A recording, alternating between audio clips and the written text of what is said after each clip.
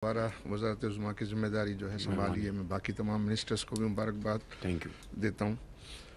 अल्हम्दुलिल्लाह हम जब ये इस वक्त हम देखते हैं तो बहुत सारी पाकिस्तान में पॉजिटिव डेवलपमेंट्स भी हुई हैं। स्टॉक एक्सचेंज जो है वो अभी ऑल टाइम हाई पे है और मुझे याद है कि आपने एंड ऑफ जून में एक हाथ मिलाया था। वो हाथ आपने मैनेजिंग डायरेक्टर आईएमएफ से मिलाया था जी।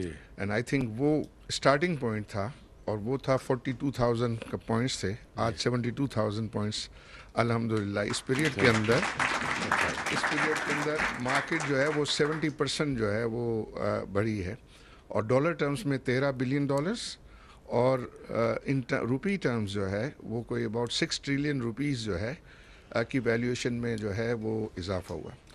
इसी तरह के आपने और हाथ हमारे पीपल्स पार्टी के साथ मिलाए, आपने और लोगों के साथ मिलाए, उसके अच्छे नताइज जो है। आईएमएफ से हाथ ना मिलता तो इनसे किस तरह हाथ मिलते हैं? तो मैं चाहूँगा कि दो और हाथ मिलाएं आप। दो और हाथ जो है मैं सजेस्ट करूँगा आपकी जो है वो सबमिशन कि एक जो है हमारे पड़ोसियों से हाथ मिलाएं जो आप काम कर रहे हैं इसके ऊपर। आई थिंक उसके भी जो है वो बहुत अच्छे नताइज आएंगे इंक्लूडिंग इंडिया, मैं समझता हूँ। और आप ये कर सकते हैं कि इंडिया के साथ भी जो है मामलात को ठीक करते हैं। दूसरा जो अडयाला के बासी हैं उनके साथ भी आप हाथ मिलाएं, वहाँ भी मामलात को जो है वो बेहतर करने और वो आप कर सकते हैं। आई थिंक ये अगर बेसिक चीज़ जो है हो जाती है तो मैं समझता हूँ कि बहुत जो है वो बेहतरी आएगी। दूसरी इस वक्त जो आपने कहा कि हमें दोबारा नई इनिंग शुरू करनी चाहिए और हम ठीक है हम मुश्किल हालात से गुजरे हैं एंड बिल्कुल आई एग्री विद यू।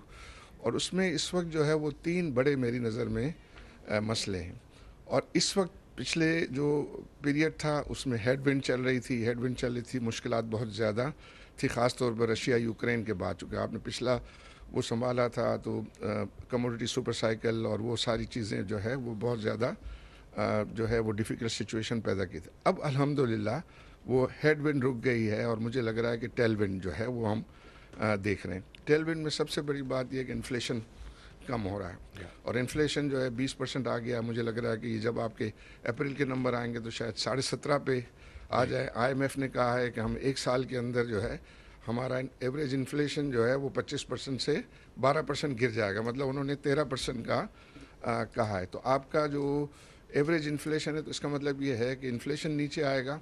तो इस वक्त सबसे बड़ा मसला गवर्नमेंट के लिए भी और कारोबार के लिए भी इंटरेस्ट रेट्स हैं। और ये इंटरेस्ट रेट जो है मैं समझता हूँ कि उसमें जितना जल्दी उसमें से कट आना शुरू हो जाए तो वो एक सेंटिमेंट जो है वो बेहतर करे। क्योंकि जब कोई भी इन्वेस्टर है और बाहर से ख़ास तौर पे जब वो देखेगा कि अगर इंटरेस्ट रेट हमारे यहाँ ज़्यादा है, एनर्जी प्राइस जो है वो हम बहुत ही इनकॉम्पिटिटिव है, ज़्यादा हैं और हमारे यहाँ टैक्स रेट ज़्यादा है। एनर्जी प्राइसेस के लिए भी जो है जो अभी केयर टेकर एनर्जी मिनिस्टर थे उन्होंने एक अच्छा प्रपोज़ल जो है वो बना के दिया है कि वो 13 सेंट का जो है 9 सेंट ले आते बगैर किसी और गवर्नमेंट की सब्सिडी के। तो आई थिंक वो चीज़ जो है उनसे आप प्रेजेंटेशन जो है वो ले सकते हैं और उस चीज़ की इम्प्लीमेंटेशन अगर आप जल्द कर दें तो आई थिंक वो एनर्जी की प्राइसेस इंडस्ट्री के लिए जो है वो भी कम आ सकती है। तीसरा जो चूँकि आपको ये स्पेस मिलेगी, इंटरेस्ट रेट वगैरह कम होंगे तो आपकी जो है डेट सर्विसिंग में कमी जो है वो आएगी सब्सटेंशियल। प्राइवेटाइजेशन को आप परसू कर रहे हैं उससे आपको जो है मैं समझता हूँ कि आपको इंटरेस्ट रेट गिरने से एक साल में 3 ट्रिलियन रुपीस की स्पेस पैदा होगी और आप प्राइवेटाइजेशन से भी 2-3 ट्रिलियन रुपीस की स्पेस पैदा कर सकते हैं। तो आप फिर ये है कि इस टैक्स रेट में 40% तो ऑफिशियल है, फिर उसके बाद दूसरी डिविडेंड टैक्स और लोड हो के वो 60-65 चला जाता है। तो उसको जो है वो मैं समझता हूँ कि एक बिगिनिंग। फिर स्टेट बैंक का इस साल जो है 1 ट्रिलियन का प्रॉफिट इंक्रीमेंटल है। वो इंक्रीमेंटल प्रॉफिट भी आपको अगले बजट में जो है वो हेल्प करेगा।